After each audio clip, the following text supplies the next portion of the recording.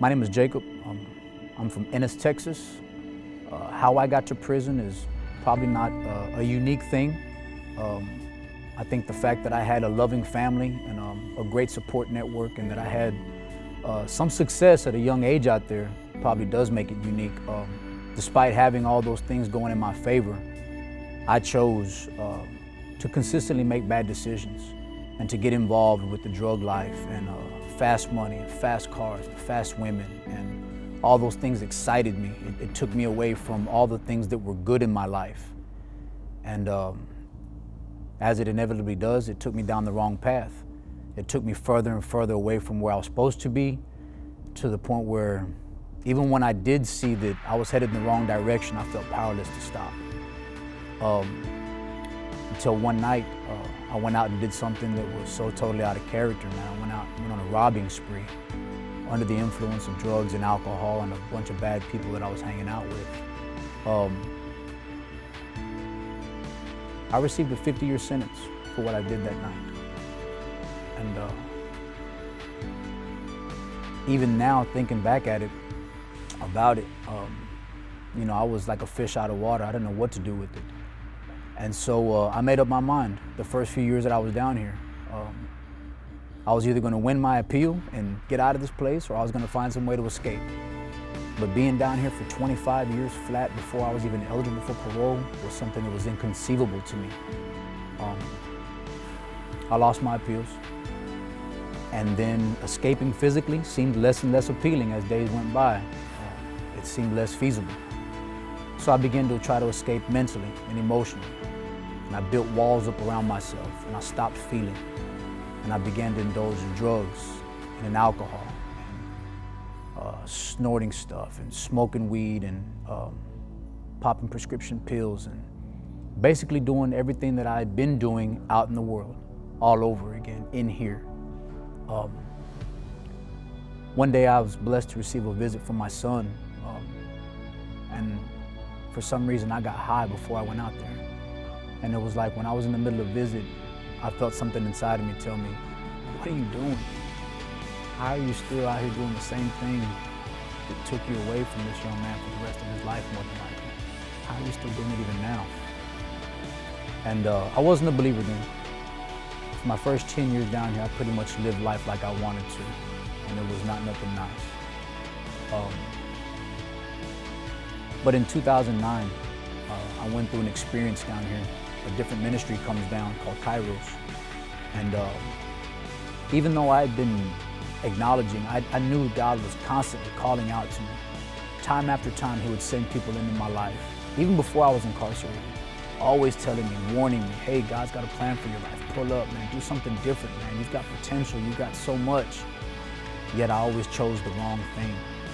And it wasn't until that weekend where a ton of people, men and women that I never had known before in my life, they poured into my life and into my heart the love of God.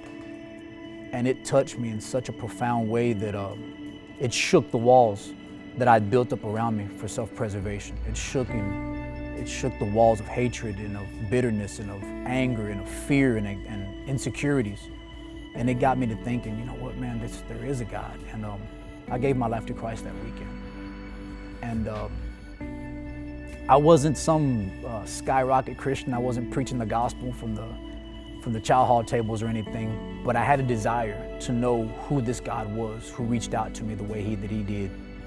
And I began to read His Word, and I began to grow in my faith. And a strange thing began to happen. As I began to pray to Him, He began to answer my prayers. And as I began to understand the concept of surrender, I would surrender an area of my life to Him, and He began to transform it. You know, I talk about not doing so much time here, not even being conceivable.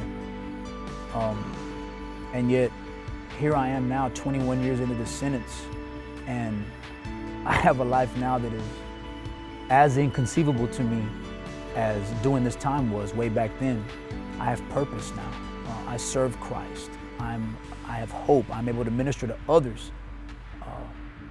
He has entrusted me with so much that There's times where I'll just kick it with my brothers and I'll be like, man, we're not worthy of this, bro. Look at what God has given to us. Yeah, we're here physically locked up, but look at all that God has entrusted to us, man. We are his sons.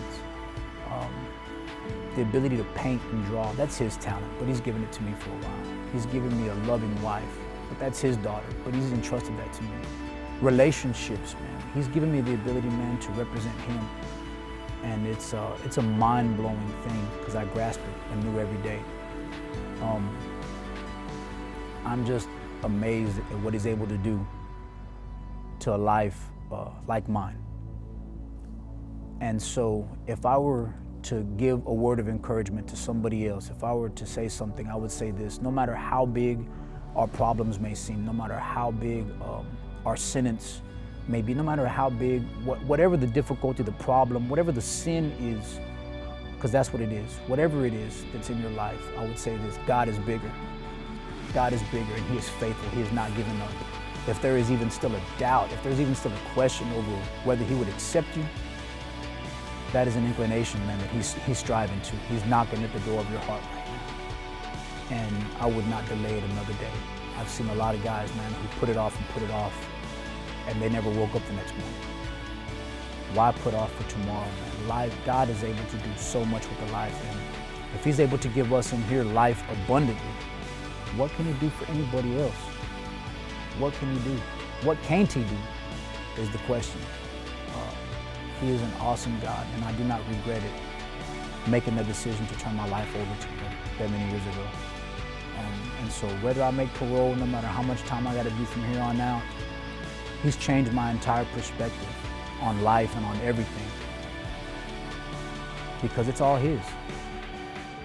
Everything, from the breath I take today to whatever plans that I have for my future, however big or small they may be, it's all his. And what he does with it, he has the right to, because it'll be a whole lot better than what I got planned for myself.